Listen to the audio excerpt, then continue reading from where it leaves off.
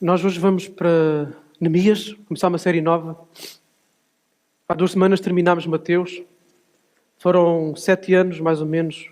145 sermões, mais ou menos. Foi uma estrada longa, mas foi uma estrada boa. Mateus acabou o Evangelho enviando os discípulos para irem por todas as nações, pregarem o Evangelho, fazerem outros discípulos. E essa é a missão dos discípulos até hoje, até o dia em que Jesus voltar. E o método que Jesus deixou para os discípulos foi batizar e ensinar. Okay? Batizar e ensinar. E esse continua a ser o método da igreja local e aquilo que faz dela a igreja local. A igreja é constituída por discípulos que um dia foram batizados e que continuam a aprender a amar a Jesus e vão aprender até o dia em que Jesus chamar ou até o dia em que Ele voltar. Okay? Então, o batismo é esta porta de entrada para a vida cristã, em que a pessoa, por meio de um ato externo, manifesta uma realidade que já aconteceu interna, em que ela mostra, ao descer sobre as águas, que ela já foi sepultada no seu interior para a sua vida, e ela ressurgiu com Cristo para uma nova vida. Isso é o batismo, tá? Batismo é tão simples quanto isto, e batismo é apenas uma porta de entrada. Às vezes as pessoas têm a ideia que para ser batizado tem que ter uma vida assim, quase ser como Enoque e ser levado para Deus, ok? Não. Batismo é porta de entrada na vida cristã.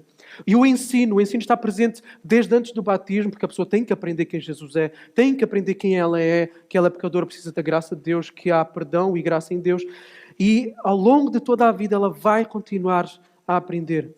E isto é aquilo que é suposto uma igreja fazer. Só isto. É tão simples quanto isto. Só isto. Fazer discípulos e ensinar.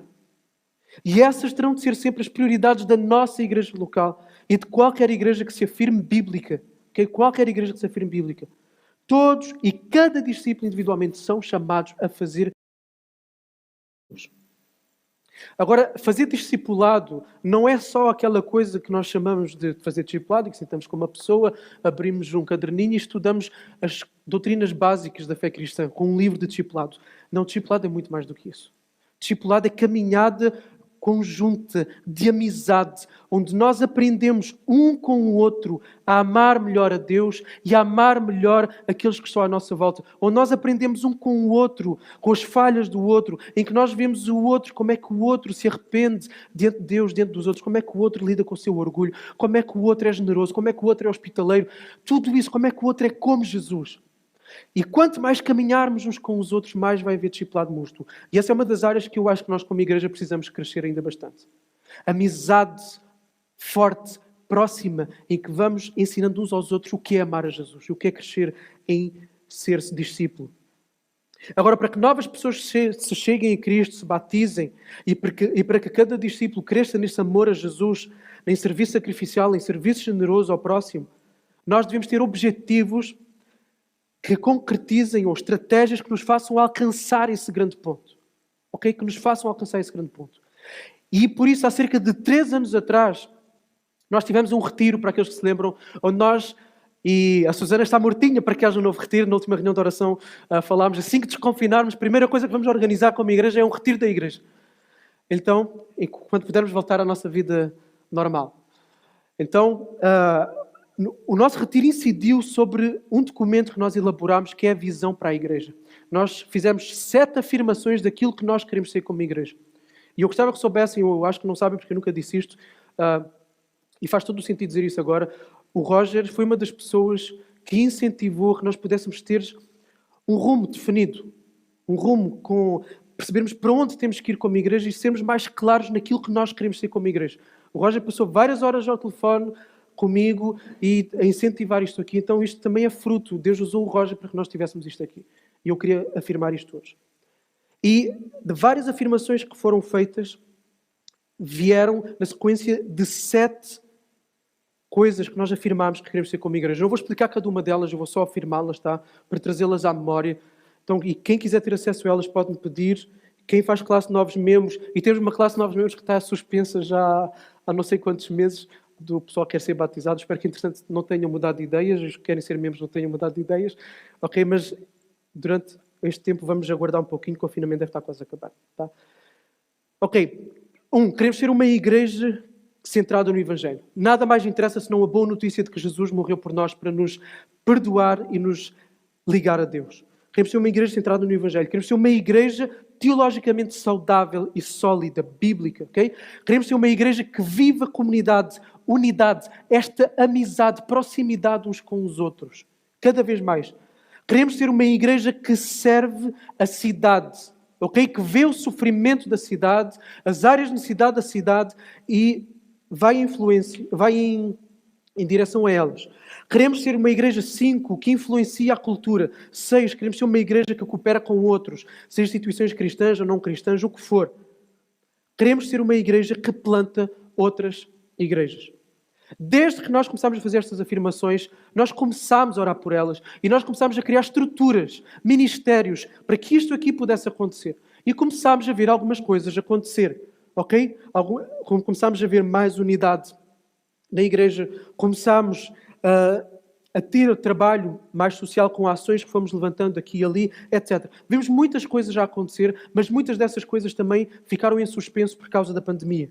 Agora, algumas delas têm continuado de forma orgânica. E é isso que é bonito de se ver. E esse é o objetivo final. É que nós possamos viver isto como igreja, não dependentes das estruturas que existem, formais, que os líderes da igreja colocam para que as coisas aconteçam, mas que aconteça de forma orgânica e natural. E uma das coisas que tem acontecido de forma orgânica e natural é o crescimento em unidade. E isso viu-se mais ainda durante este tempo de pandemia. Pessoas a preocuparem-se com outras. Pessoas a irem em direção às necessidades materiais umas das outras. Nós vimos unidade neste sentido. Nós vimos também serviço à cidade. Nós vimos crescimento em conhecimento teológico. E nós vimos Deus a responder. Porque desde que nós começámos a dizer que queremos ser uma igreja que planta outras igrejas, nós começámos a orar. Deus, nós queremos plantar igrejas. E o que é que Deus fez? Deus enviou-nos uma família plantadora. Deus enviou o pastor Rafael e a sua família. E hoje nós temos 2 igrejas que estão em bom caminho de plantação. Portimão e Quarteira. Por isso, isto aqui, o facto de afirmarmos, o facto de orarmos e de desejarmos isto, é estar dentro da vontade de Deus. E as orações que nós oramos com a santa vontade de Deus, Ele responde. Agora, apesar de todo este percurso que temos feito até aqui, é apenas uma introdução. É apenas um prefácio. Nós temos que ir muito, muito, muito, muito mais longe. Esse é o meu desejo. E esse é o desejo de vários irmãos aqui. E eu espero que seja o desejo de todos os irmãos. Agora, para que isso aconteça, não podemos apenas depender dos pastores, dos plantadores, dos missionários, de um grupinho, núcleo de irmãos da igreja. Nós precisamos de todos os membros da igreja. Todos os membros da igreja. Há muita coisa a ser construída, há muita coisa a ser reconstruída. Há muitas necessidades. O reino tem que avançar. O Espírito de Cristo tem que transformar e construir vidas. Há muito sofrimento a ser aliviado, a ser tratado. Há muitas feridas a serem curadas. Há muita necessidade material e emocional a ser adereçada na nossa igreja e fora da igreja. Agora, graças a Deus, é pura graça de Deus, o reino já tem avançado no nosso meio, por nosso intermédio. Somos conscientes disso. Já começámos. E por causa disso tem havido fortes embates espirituais. E basta ter proximidade com alguns, em que nós percebemos como Satanás ataca com tudo. Com tudo. E faz estragos muito grandes. Como a semana passada. Satanás está a fundo. Porque uma igreja queira viver isto aqui, é uma igreja que arrebenta com as portas do inferno. Agora, nós não vamos conseguir ir muito longe se todos não se envolverem. E isto é o que se trabalha numa igreja em plantação. Trabalhar logo do início o envolvimento de todos. O pastor Rafael tem feito isso com o grupo de base e com a igreja. Mas isto é o que se faz também numa igreja que quer dar um pulo, que quer ter vida novamente. Porque o que acontece com uma igreja, normalmente, isso é natural, é errado, não devia acontecer, mas acontece. Uma igreja com 100 anos de história é uma igreja que naturalmente vai começar a estagnar. E perde o senso da urgência da missão. E nós temos que revitalizar isso em nós, em cada um de nós. Há crentes com 30 anos e há crentes com 2 anos. Temos que nos envolver todos na missão. Por isso é que vamos estudar Neemias. Para que aqueles que estão já envolvidos, mangas arregaçadas, possam ganhar um novo fulgor e que aqueles que ainda não lançaram as mãos ao trabalho possam se envolver. Precisamos de tudo, de todos. Precisamos de tudo, de todos para estar nesta missão. O Evangelho de Deus serviu para arrebentar com a nossa religiosidade, ok? Serviu para mandar o nosso legalismo, para acabar com o nosso legalismo e para colocar Cristo exaltado diante dos nossos olhos e para colocar um Pai que ama incondicionalmente, que está de braços abertos para nos receber e que quer nos usar para derramar essa mesma graça na vida daqueles que estão à nossa volta. Por isso, agora precisamos de mangas e trabalhar. Precisamos dar um pulo na nossa igreja, para uma próxima fase, para uma nova página. Agora eu preciso dar contexto para entrarmos em Neemias, está bom? E esta parte vai ser mais para contextualizar, por isso eu peço a vossa paciência, a vossa atenção, vai ser história, tá? Mas é muito importante para nós entendermos a ação de Neemias. É a mesma coisa que falarem de alguém neste contexto de pandemia e não explicarem as ações importantes que essa pessoa teve no contexto de pandemia sem explicarem o que aconteceu da pandemia. Okay? Então, Israel, nós estamos no Antigo Testamento. Israel era o povo de Deus. Israel foi tirado do Egito com milagres, com mão forte de Deus. Ok? As pragas que se abateram sobre o Egito, o mar que se abriu para eles poderem passar no chão seco, a coluna de fogo que os conduzia à noite, a nuvem que os conduzia de dia, o maná que eles tinham todos os dias para comer, a roupa que não se gastava. Enfim, eles viveram vários milagres. Eles viram a mão poderosa de Deus a conduzi-los no deserto até à terra prometida, uma terra próspera ainda até os dias de hoje. Eles instalaram-se aí em Canaã, dividiram as terras, as regiões pelas várias tribos e constituíram líderes para si, tiveram juízes, depois dos juízes pediram reis, tiveram reis. Deus, antes deles entrarem na terra, fez uma aliança com eles no Monte Sinai, onde Deus dá os 10 mandamentos. E o que é que são os 10 mandamentos e todas as outras orientações? São indicações, são linhas que devem construir uma comunidade, uma sociedade que é baseada no amor a Deus e no amor ao próximo. Era isso que Israel era suposto ser. Uma sociedade onde não se rouba. Já viram o que é uma sociedade assim? Uma sociedade onde as pessoas não mentem umas para as outras. Onde os pais instruem amor os filhos, onde os filhos respeitam os pais. Uma sociedade onde não há corrupção, onde todos procuram o bem do próximo, onde os mais vulneráveis são protegidos, onde o órfão, a viúva e o estrangeiro são acolhidos e têm iguais oportunidades para poderem florescer. Era isso que Israel era suposto ser. Uma nação exemplar que reflete exatamente o caráter de Deus, o caráter amoroso de Deus. E isto para quê? Tanto para que Israel, o povo escolhido de Deus, Deus escolheu Israel dentre todas as outras nações, não escolheu mais nenhuma. Deus escolheu Israel para derramar o seu amor, a sua presença. E Deus apresenta-se a Israel como o único Deus verdadeiro e como um Deus como mais nenhuma outra nação tinha. Todas as outras nações tinham deuses, mas só Israel tinha um pai. Porque o Deus das Escrituras é o único Deus que se apresenta como um pai. Um pai de amor. E aqui temos um pai que quer ver os seus filhos a florescerem naquela sociedade em todas as áreas. Materialmente, emocionalmente, espiritualmente, toda familiar, relacionamentos, tudo prosperar. Para quê? Para que as outras nações à volta possam olhar para a comunidade de Israel e verem, eu quero o mesmo Deus. Serem atraídos, eu quero esse mesmo amor. Eu quero viver esse tipo de verdade. Eu quero viver esse tipo de relacionamento. Todas as outras nações pudessem ser atraídas. Mas não foi isso que Israel fez. Israel não carregou o caráter de Deus em si. Israel usou o nome de Deus em vão. O nome de alguém refere-se à identidade, à reputação, à pessoa que é. Quando nós dizemos um nome conhecido, não é só uma palavra. Ele representa e significa toda uma pessoa que nós conhecemos. Okay? Então Israel carregava o nome de Deus. E usar o nome de Deus em vão é ter uma vida de não testemunho, que não atrai os outros para esse mesmo Deus, que não mostra o amor, a verdade, a fidelidade, a compaixão, a generosidade, o perdão que Deus é. E então Israel começou a ir atrás dos outros deuses, atrás dos ídolos, fabricações do seu próprio coração e deuses dos outros povos. E sabem uma coisa? A teologia da prosperidade não é nova, a teologia da prosperidade já havia naquela altura. Porque os deuses das outras nações eram divindades para a fertilidade, para as colheitas, para a guerra, para o prazer. Tudo divindades, cada um com a sua responsabilidade de fazer o quê? De trazer aquilo que nós iríamos ter com esses deuses, daríamos um sacrifício qualquer e depois receberíamos em troca o nosso desejo. Tal e qual a teologia da prosperidade. Eu dou tudo para que Deus me dê saúde, para que Deus me dê sucesso financeiro, para que Deus me dê tudo o que eu quero. Então, Israel virou-se para Deus consoante os desejos do seu coração. Eles queriam um Deus que o servissem, eles não quiseram servir a Deus.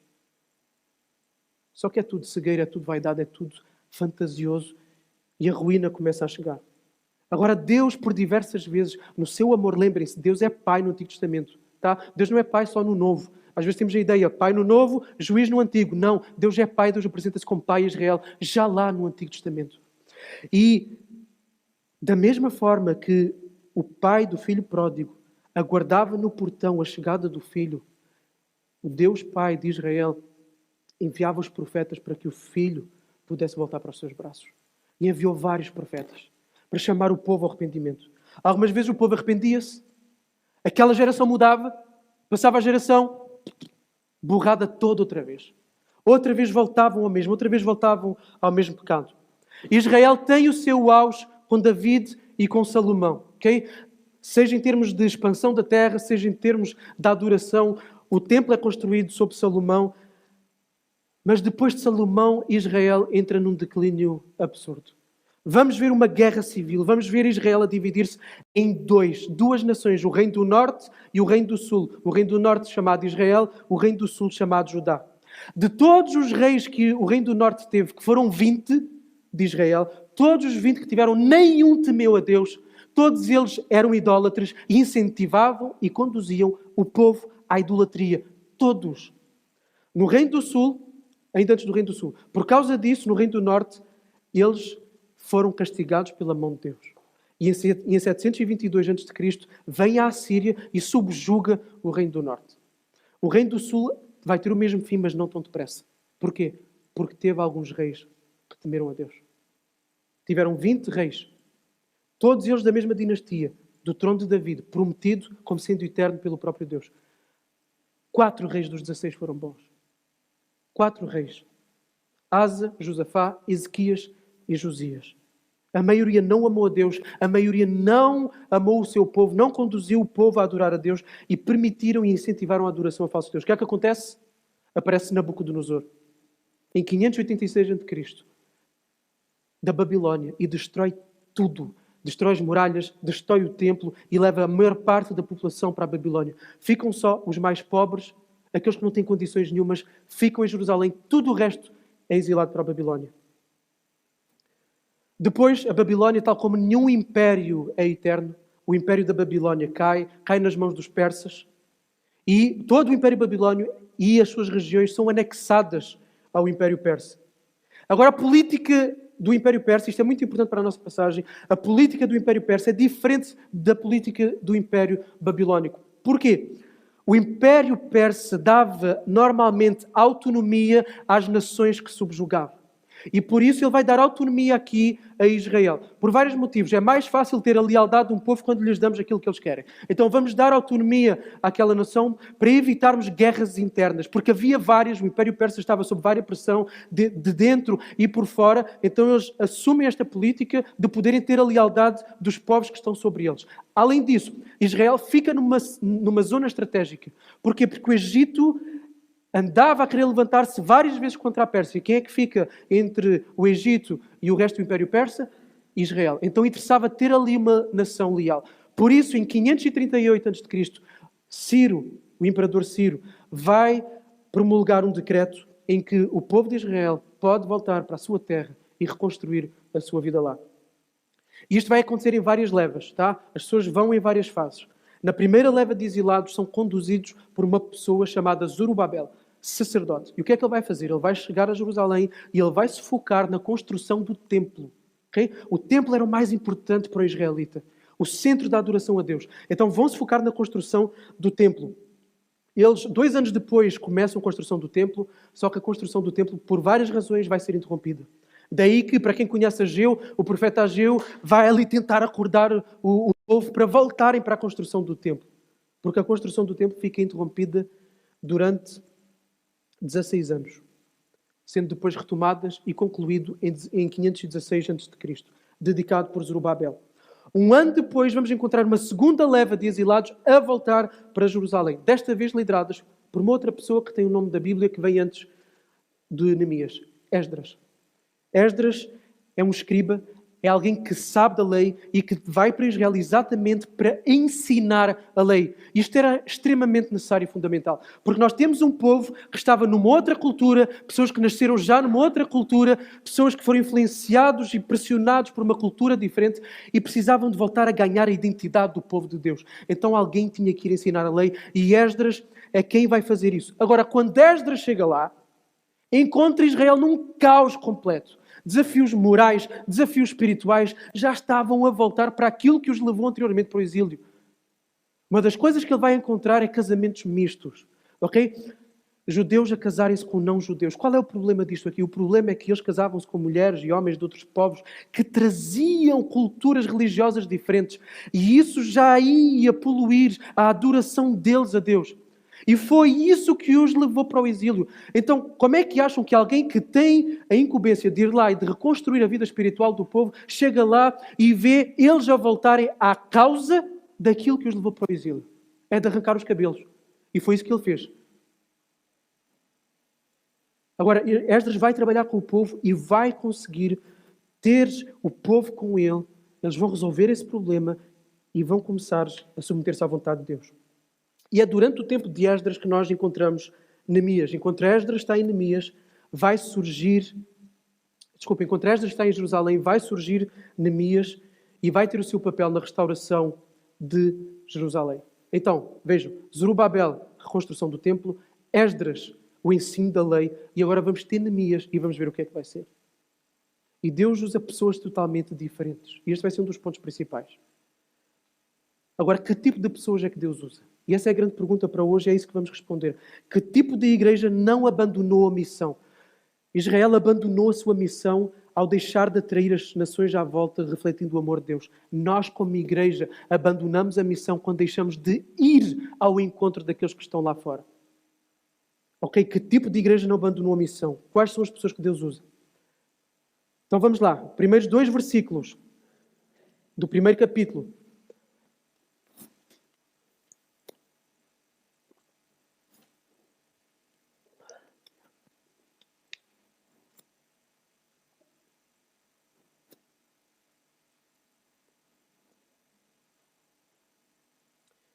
Versículo 1.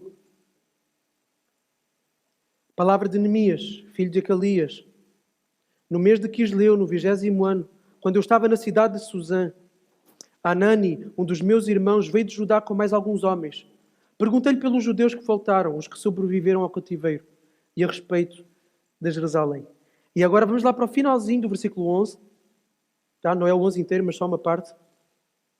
E Neemias diz assim: nessa época eu era copeiro do rei. Então Neemias trabalhava para o rei. Neemias estava na corte, ele trabalhava para o imperador Artaxerxes I. Okay? Ele era copeiro. O copeiro era aquele que dava o vinho ao imperador, que devia provar, porque podia acontecer de tentar envenenar a vida do imperador. Então o copeiro tinha este feliz emprego. Portanto, se não gostam do vosso emprego, pensem em Neemias, está bom? Agora, esta posição era uma posição elevada na corte porque ele tinha acesso direto ao rei. Ele podia conversar com o rei, ele podia influenciar o rei. Além disso, também, simultaneamente, ele era o portador do sinete do rei. O sinete era como se fosse a sua assinatura digital para coisas do dia-a-dia em que o rei não precisava de ir lá assinar tudo. E ele era o principal das finanças. Então, esta pessoa tinha um cargo importante na corte. E este é Neemias. E Neemias, neste momento, estava na cidade de Suzã, que era onde ficava a residência de inverno. Então, até eles tinham uma residência de inverno. E nós estamos, de facto, no inverno, no mês Quisleu, que coincide com o nosso meio de novembro a meio de dezembro. E lá está Neemias, no seu trabalho, no seu dia-a-dia, e de repente surge um irmão dele, um judeu, não sabemos se é irmão de sangue, se é só irmão por ser do povo, a regressar com outros judeus que vêm de Jerusalém. E ele vai fazer uma pergunta. Ele vai perguntar como estão os meus irmãos em Jerusalém. Como está a cidade de Jerusalém? Neemias não tinha nenhum cargo especial diante dos judeus. Tinha um cargo especial diante dos persas, certamente tinha uma vida confortável, tinha uma vida de pessoas influentes à volta dele, tá? Ele era da alta sociedade da Pérsia, mas para o judeu não tinha papel nenhum, ok? Ele não era líder civil, ele não era um sacerdote, ele não era um escriba, ele era um trabalhador comum.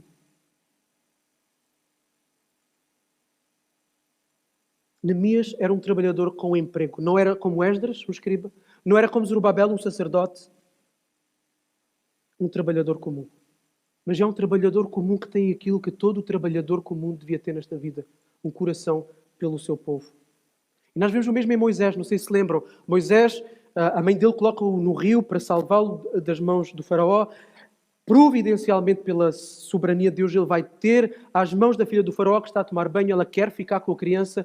Chamam a mãe de Moisés que vai cuidar do Moisés. E Moisés então cresce instruído na cultura hebraica por causa da mãe.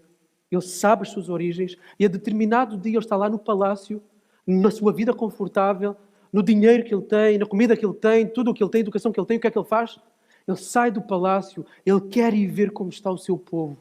Ele quer observar como está o seu povo.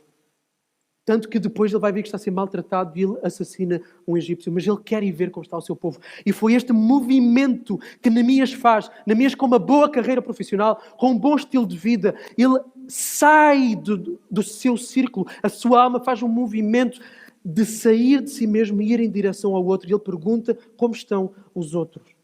Como está o seu povo. A esmagadora maioria de nós aqui não somos pastores, não somos missionários, não somos plantadores de igrejas. A maioria de nós aqui, de quem nos ouve em casa, somos trabalhadores comuns, ou somos estudantes, ou somos aposentados. Pessoas com empregos comuns, uns se calhar recebem mais, têm um emprego melhor do que o outro, tudo bem. Com rotinas, com um dia-a-dia comum, com rotinas com filhos, com contas por pagar, com responsabilidades conjugais, com hobbies, tempos livres, enfim. Temos uma vida normal. Trabalho comum. Professor, enfermeiro, assistente social, empregado de mesa. Todos temos empregos comuns aqui. Agora, tal como Neemias, todos nós aqui, seja eu como pastor, ou tu como empregado comum, ou aposentado ou estudante, nós devemos ter o mesmo tipo de coração que Neemias. Um coração que se interessa pelo seu povo. Agora, a grande pergunta é, quem é o nosso povo? E aqui há duas realidades que manifestam quem é o nosso povo. A igreja local é o nosso povo.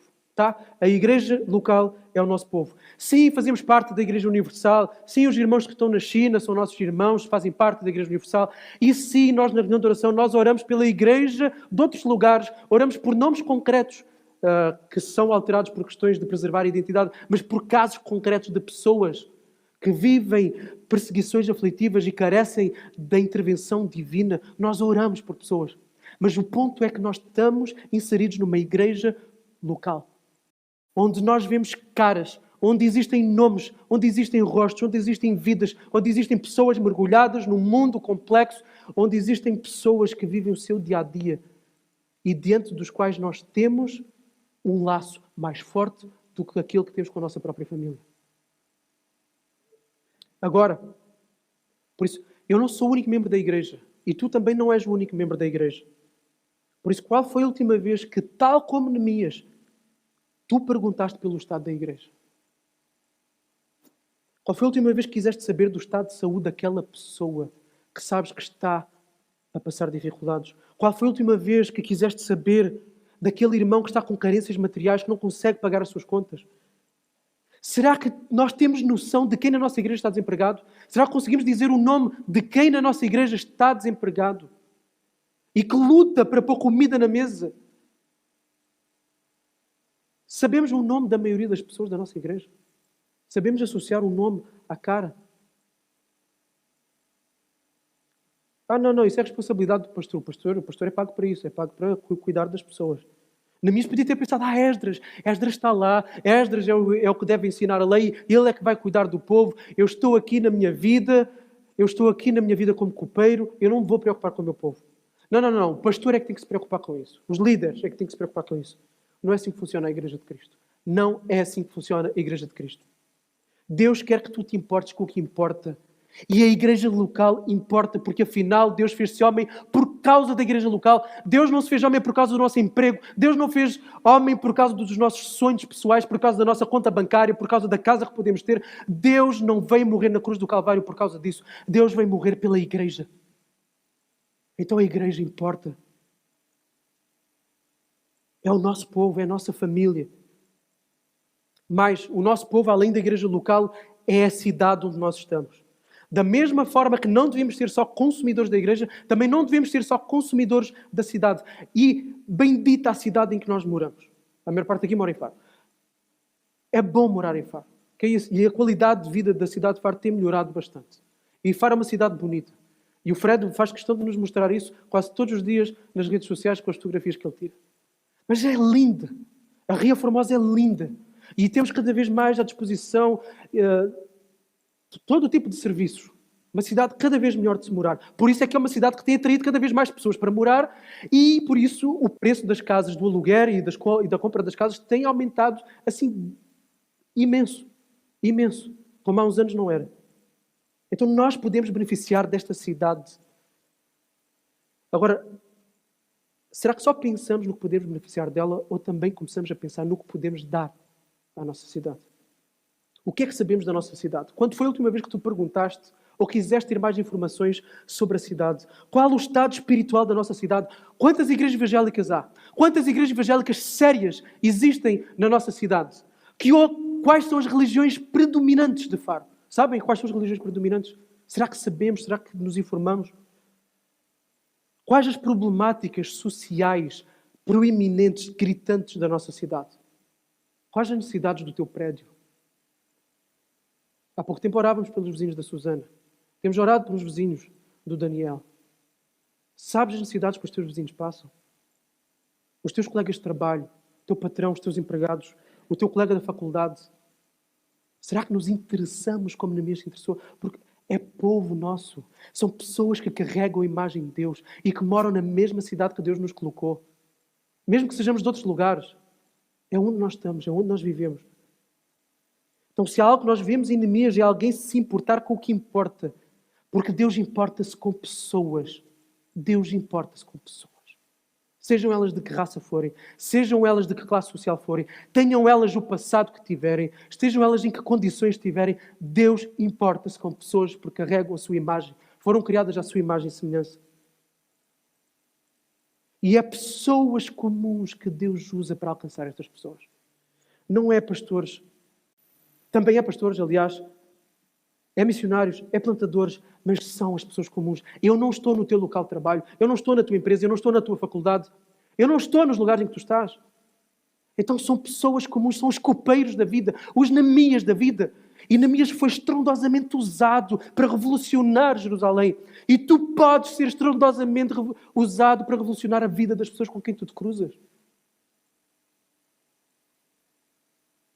Jesus importa-se com a igreja.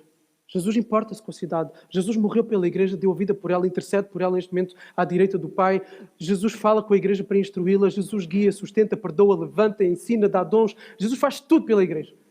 E Jesus ama a cidade também. A Bíblia começa com um jardim. Mas como é que a Bíblia acaba lá em Apocalipse? Com uma cidade. Com a cidade que desce dos céus, a cidade dos redimidos. Jesus chora pelo quê? Jesus chora por uma cidade. O Espírito de Jesus envia Paulo para plantar igrejas aonde? No meio do campo? Não. Nas cidades e nas maiores cidades do Império Romano. E essas cidades depois podem influenciar as pequenas localidades à sua volta. Jesus ama cidades. Então tu e eu, não só a liderança da igreja, devemos nos interessar, nos importar com a cidade. Devemos querer ter e lutar por uma igreja forte no meio da nossa cidade. Grande em número e grande em qualidade. E é este pulo que eu quero que nós demos agora na nossa igreja. Nesta fase de mergulharmos bem no Evangelho, quem ainda não se deixou transformar por ele, clame por misericórdia e vá estudar o Evangelho. Agora é nós pularmos para uma outra fase, para sermos uma igreja forte, para sermos uma cidade dentro da cidade. Mas para isso precisamos nos importar. Para isso precisamos nos interessar. Para isso precisamos nos informar. Agora, vamos ver o que é que manifesta que nos importamos de verdade. Vamos ver o coração de Neemias. Aqui vamos entrar mais dentro. Eu podia ter perguntado só por curiosidade, né? Só por saber. Como algumas pessoas na reunião de oração ficam contentes por saberem das coisas da vida das outras pessoas só porque sim. Não é? Quase como que por uma fofoca evangélica. Okay? Não, Neemias tem um interesse mais profundo do que esse. E nós vamos ver a seguir, versículos 3 e 4. Uma parte do 4. Eles me responderam: os que sobreviveram ao cativeiro estão passando grande aflição e vergonha lá na província. Os muros de Jerusalém foram derrubados e as portas da cidade queimadas. Depois de ouvir essas palavras, sentei-me e chorei. Então, estas são as notícias que Neemias ouve. A cidade está um caos. As pessoas estão a viver em aflição. Então, é algo que está a perturbar as pessoas, é algo emocional, mas também é algo estrutural. As muralhas estão caídas, não há portões, estão todos queimados. E isto desde há 140 anos, desde que Nabucodonosor foi lá e arrasou com a cidade. Agora, lembrem-se, Israel está-se a reconstruir e é aliado ou está subjugado à Pérsia. E a Pérsia está a ser pressionada por todos os lados. Imaginem o que é uma cidade que não tem muralhas em tempo de guerra.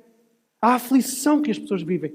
Imaginem que nós tivéssemos aqui o Estado Islâmico, mesmo aqui do lado, e não tivéssemos garantias de proteção nenhumas, como é que nós viveríamos? Israel estava assim. As pessoas aflitas. O medo e a ansiedade no coração das pessoas. E o que é que Neemias faz quando ouve estas notícias? Continua a sua vida, segue o seu trabalho, os seus hobbies? Não. Neemias senta-se. E Neemias chora. Neemias chora. Diante do estado espiritual, diante do estado de desolação em Jerusalém, muitos anos depois, Jesus faz a mesma coisa. Jesus olha para Jerusalém e Jesus chora. E ele diz assim: se tu conhecesses ao menos este dia, o que te poderia trazer paz, mas agora isso está encoberto aos teus olhos, porque te sobrevirão dias em que os teus inimigos haverão de te cercar de trincheiras, te sitiar e te atacar por todos os lados, te derrubarão a ti e aos teus filhos que dentro de ti estiverem, e não deixarão em ti pedra sobre pedra, pois não reconheceste o tempo em que foste visitado. Muitos anos depois, Jerusalém é destruída outra vez. E Jesus lamenta por causa disso, pelo seu povo, pela destruição da cidade. Agora, algo muito importante aqui. Fiquem com esta frase. As pessoas choram por aquilo que se importam. Aquilo que não lhes importa, elas não choram. As pessoas choram por aquilo que se importam. Pessoas choram por conhecidos que morrem. Pessoas choram por amigos que se divorciam. Pessoas choram por filhos que sofrem. Pessoas choram por amigos que contraem um cancro fatal e que estão à beira da morte. Pessoas choram por aquilo que amam, por aquilo que se importam. E o membro da igreja local deve amar o quê? Deve amar os outros membros da igreja local. E Paulo deixou isso muito claro em 1 Coríntios 12, quando ele diz: se um membro sofre, os outros membros continuam a sua vida normal e vivem felizes da vida. É isso que Paulo disse? Não. Se um membro sofre, todos sofrem. Todos sofrem. No dia em que nós deixarmos de chorar pela nossa igreja, pelo mau estado da nossa igreja espiritual, pelo mau estado emocional, material de algum irmão da igreja, ai de nós. Mas é assim que vivemos, infelizmente, muitas vezes insensíveis, em que nem temos a informação porque nem perguntamos da dor dos outros. E pessoas podem estar no nosso meio a viver caladas, em depressão, e nós nem sabemos. E podem estar a passar fome em casa e nós nem sabemos. Se um casal se separa, devemos lamentar e chorar. Se um irmão parte, devemos chorar. Se a igreja está morna espiritualmente, fria, sem fervor, a desligar-se da missão de Deus, nós devemos nos lamentar e chorar. No dia em que nós deixarmos de nos lamentar pelo sofrimento real, significa que deixamos de amar a Deus de verdade e passamos a ser uma cambada de religiosos que só vêm aqui a cumprir o seu dever religioso. Para ganhar alguma coisa diante de Deus, quanto mais não seja um alívio na consciência.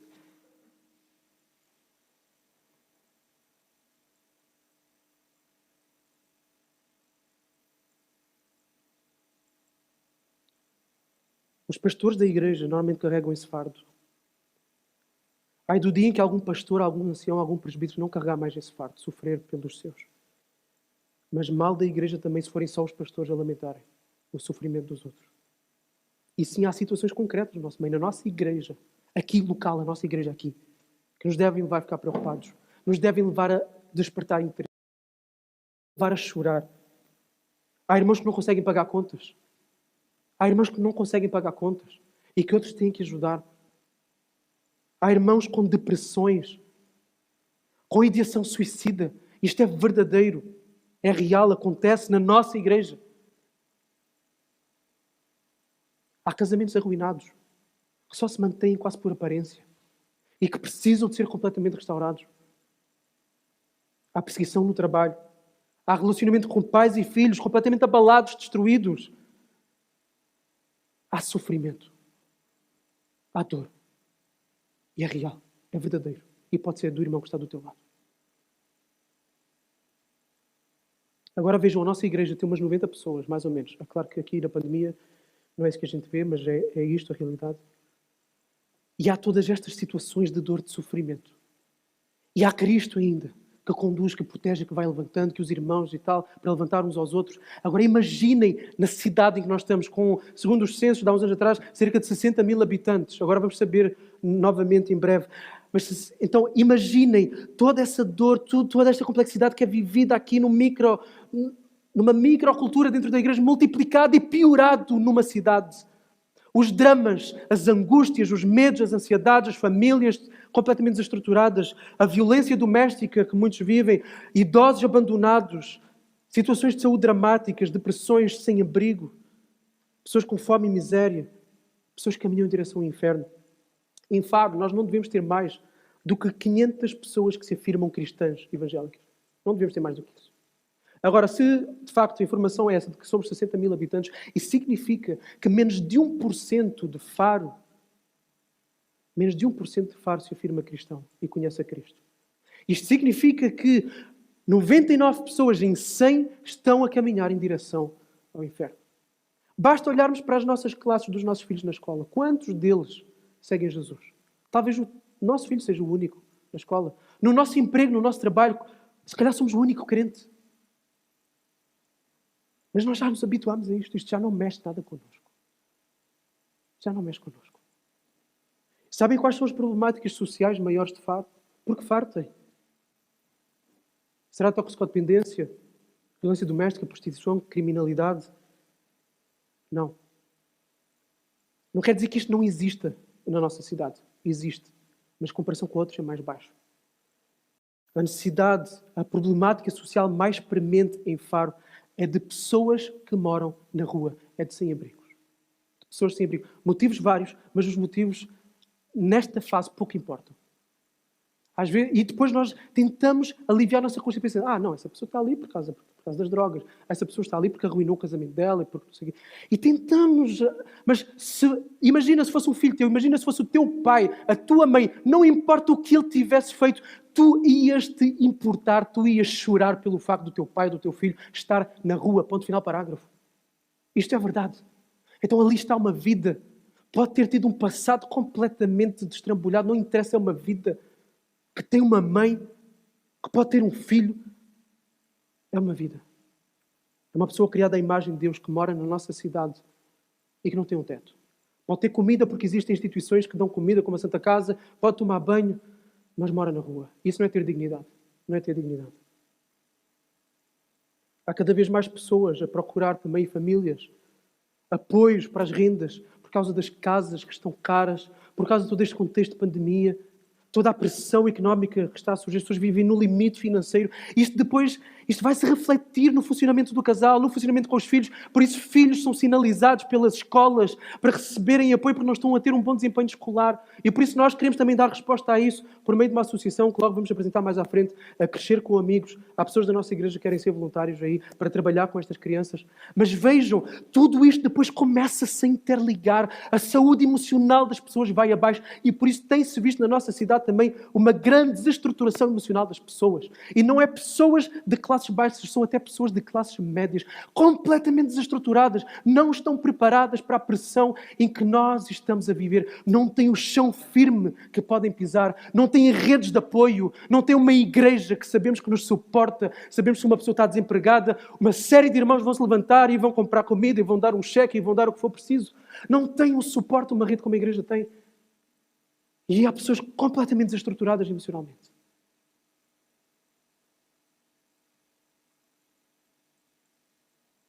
Será que sabemos disto? Será que tentamos saber disto? Agora, nós não nos importarmos com a ruína dos outros significa que há uma ruína muito maior em nós. E eu quero que fiquem com isto também. O facto de não nos importarmos e não chorarmos as ruínas dos outros significa que há uma ruína da nossa própria alma. Há uma ruína no nosso amor a Deus e há uma ruína no nosso amor ao próximo. A nossa sensibilidade à dor do outro é proporcional ao nosso amor por Deus. Ponto final. Porque esta é a verdadeira religião, disse Tiago.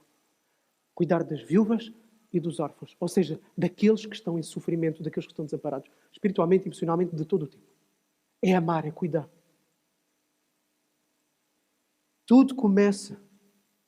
Agora, quando nós vemos isso, quando nós vemos que não temos isso, quando nós vemos que estamos insensíveis, indiferentes, precisamos de voltar ao lugar. Aqueles que ainda não são filhos de Deus precisam de ir ao lugar do arrependimento e ver a graça de Deus que está revelada em Jesus. Aqueles que já são filhos de Deus precisam de voltar ao Evangelho. Por isso é que eu digo sempre, nós precisamos do Evangelho sempre. Não é só para nos convertermos, é toda a vida, para vermos a maravilhosa graça que vem a nós e para vermos o quão carentes e necessitados nós somos dessa graça. A partir daí o nosso coração possa explodir de gratidão e possa querer ir em direção para quem precisa de graça, de amor, de cuidado. O problema é que nós já nem vivemos uma vida cristã como deve de ser, de amor, de deslumbramento, de obediência e de santidade diante de Deus. Não vamos à igreja entusiasmados, vamos à igreja por obrigação. Não vamos abrir a Bíblia com a expectativa de ouvir Deus, não tiramos tempo para Deus. Ora, eu faço orações rápidas aqui e ali, ok? Neemias também fazia orações rápidas. Capítulo 2, vamos ver Neemias está ali diante do rei, ele faz uma oração rápida na cabeça e depois conversa com o rei. Mas depois, mais à frente, neste texto, nós vamos ver o que é que Neemias faz. Neemias tem uma vida de oração.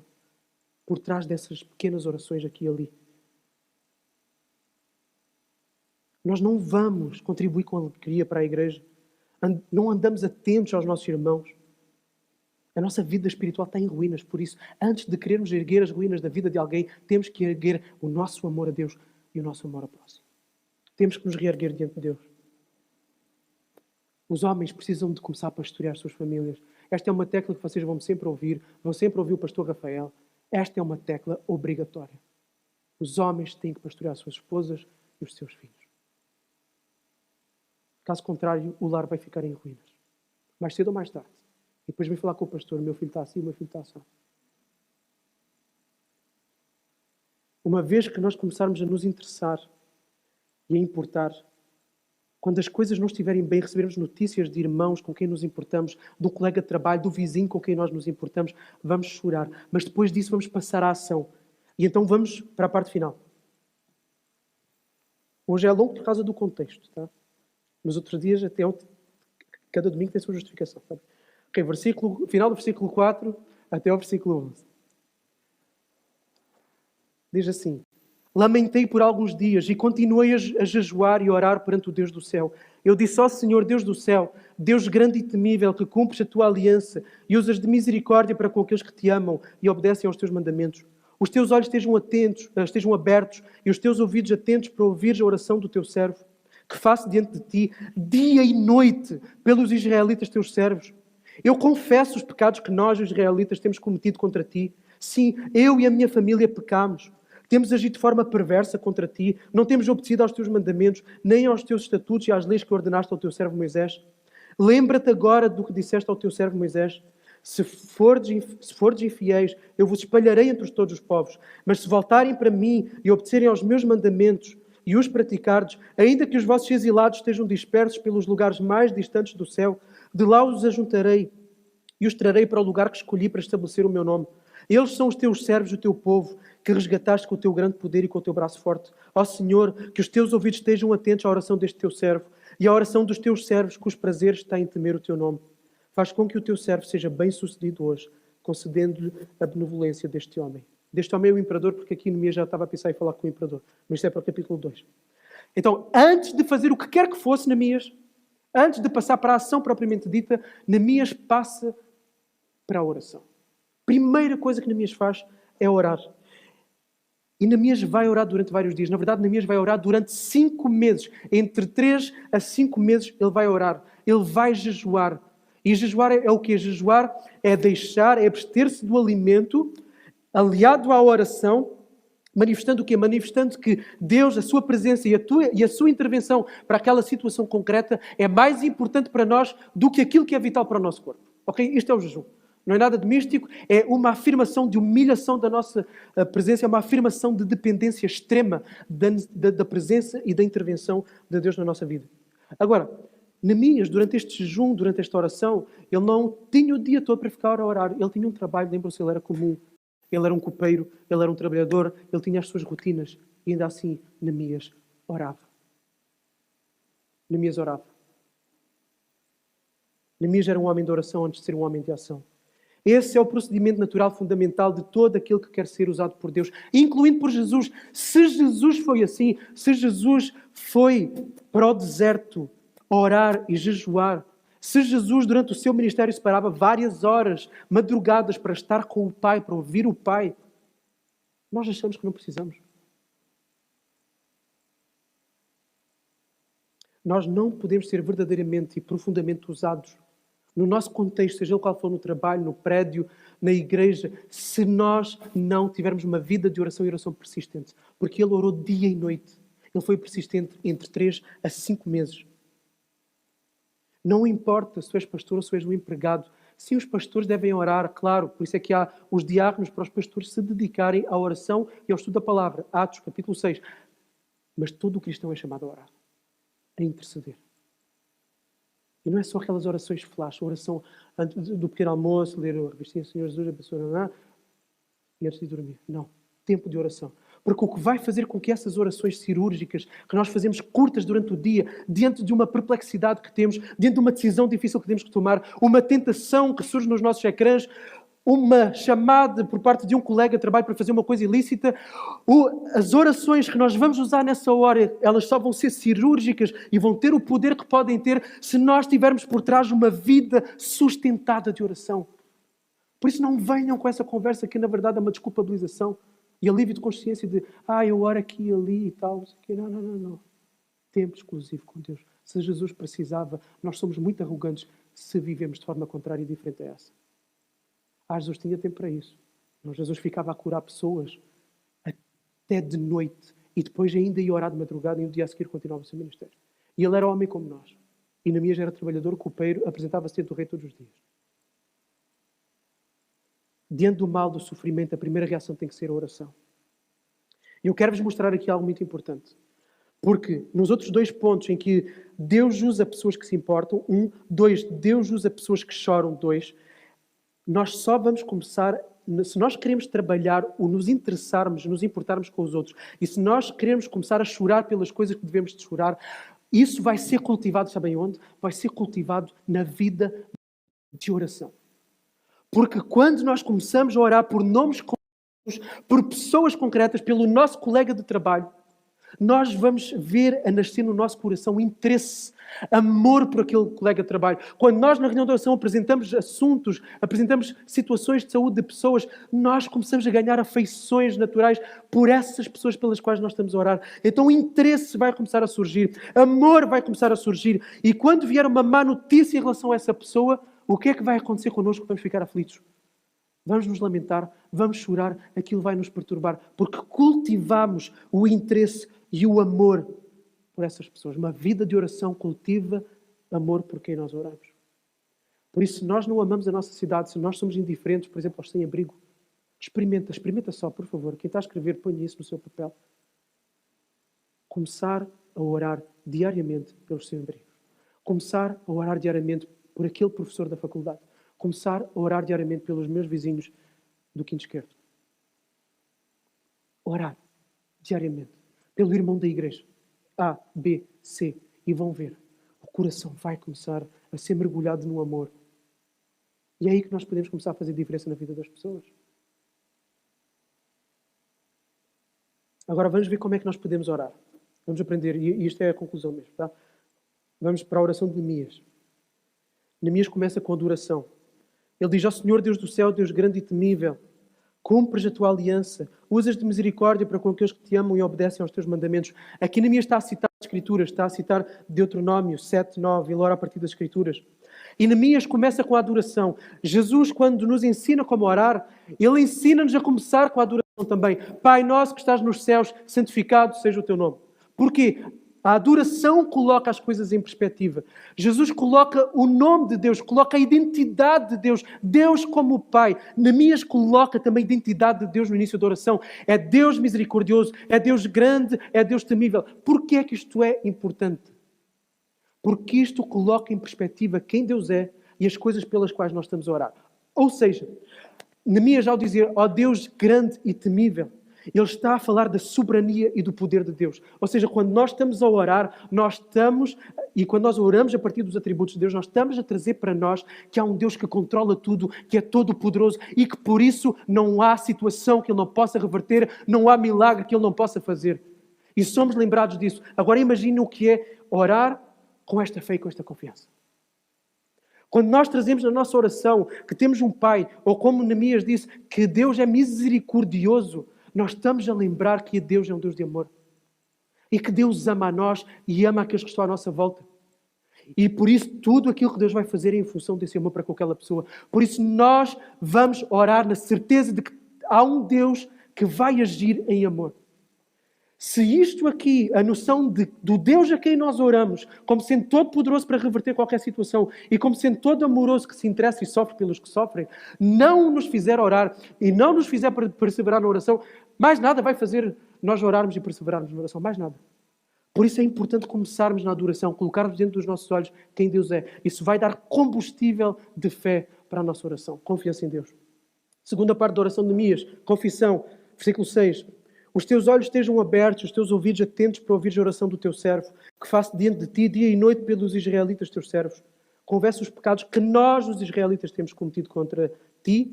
Sim, eu e a minha família pecamos. Temos agido de forma perversa contra ti e não temos obedecido aos teus mandamentos, nem aos estatutos e às leis que ordenaste ao teu servo Moisés. Aqui nós sabemos, ok? Porque nós temos falado muito nisso, todo o culto nós temos um momento de confissão de pecados. Agora, uma coisa que precisamos de instrução e que Neemias nos traz é o seguinte: confissão de pecados coletiva. Okay? Nós costumamos confessar o nosso pecado individualmente, em casa, na igreja, na ceia, mas e coletivamente não temos esse hábito. E nós, na nossa vida de oração, precisamos de trazer isso também. Lembram-se que eu disse lá para trás que temos que trazer para a nossa vida devocional, de nós procurarmos as áreas que temos falhado e cultivar uma vida de arrependimento constante, contínuo, intencional. Temos também agora que trazer mais uma coisa.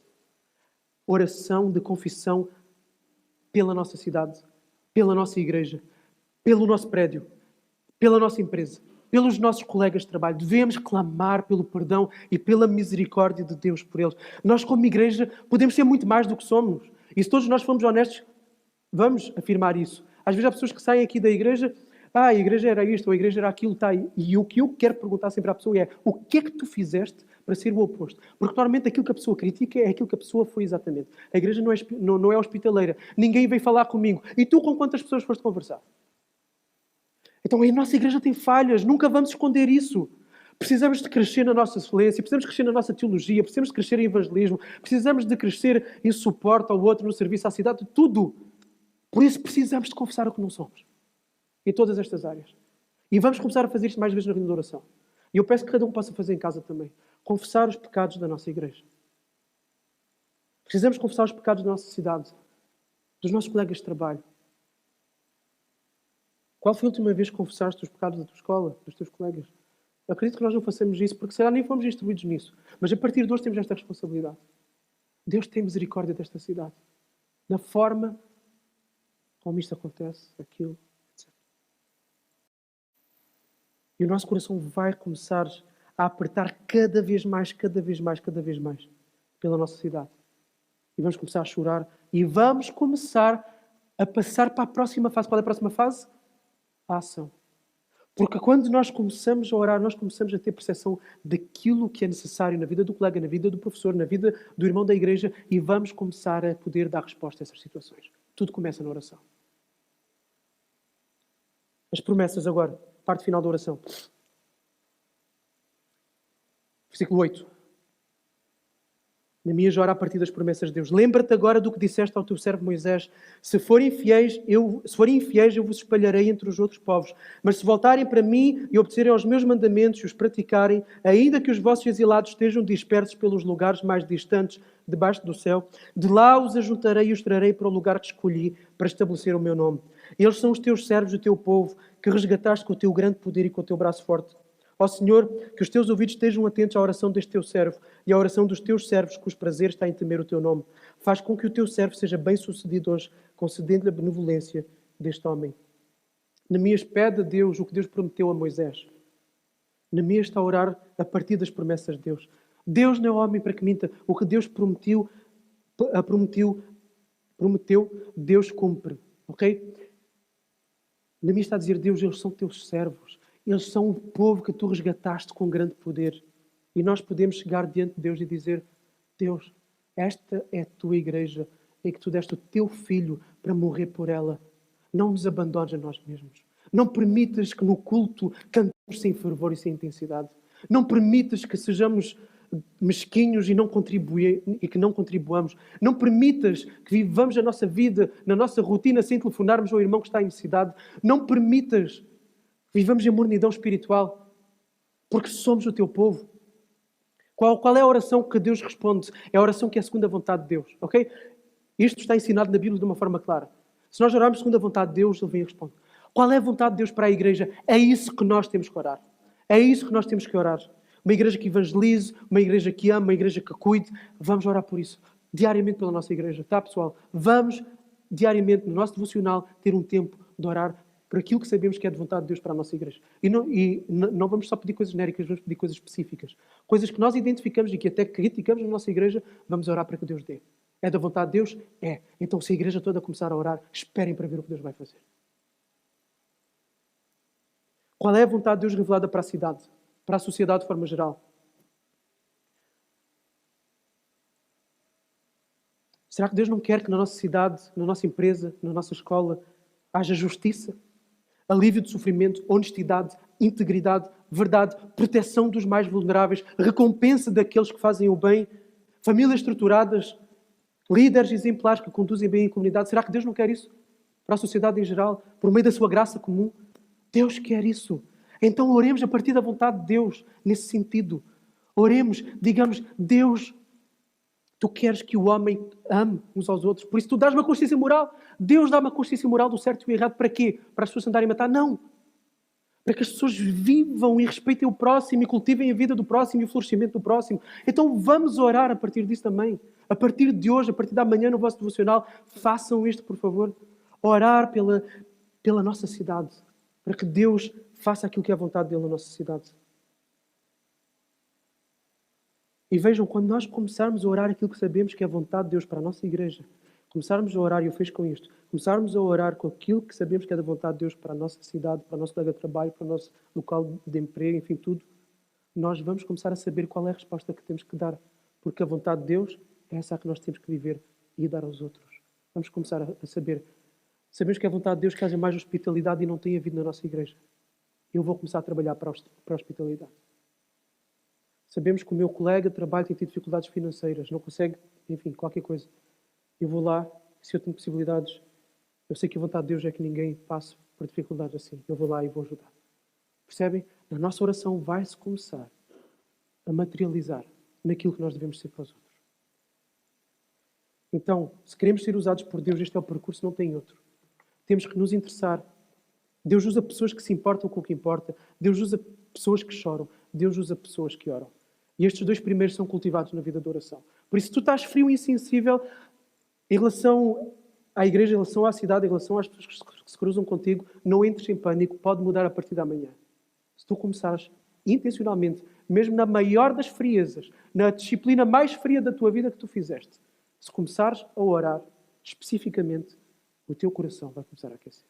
Certo e garantido, porque esta é a vontade de Deus. Agora imaginam que é uma igreja toda, com o coração aquecido, que sofre desta forma pelos de dentro e pelos de fora. Bem-vindos ao avivamento. Vamos orar. Jesus, este é o sonho de alguns de nós aqui. Avivamento.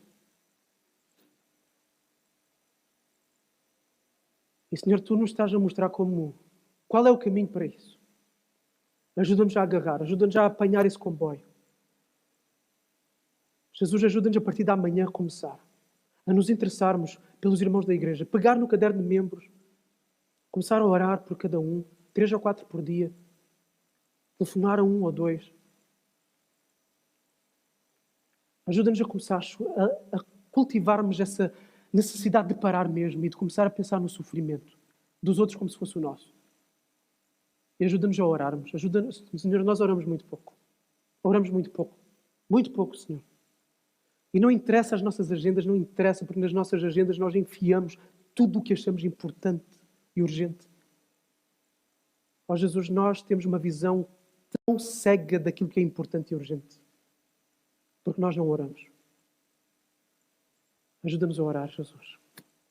Abençoa a nossa cidade. Abençoa a nossa igreja. Traz um avivamento. Usa-nos, a nós, pastores, líderes, mas a todos os Neemias desta igreja. Todos. Façamos a diferença nos contextos e com as pessoas com quem nós nos cruzamos. Amém.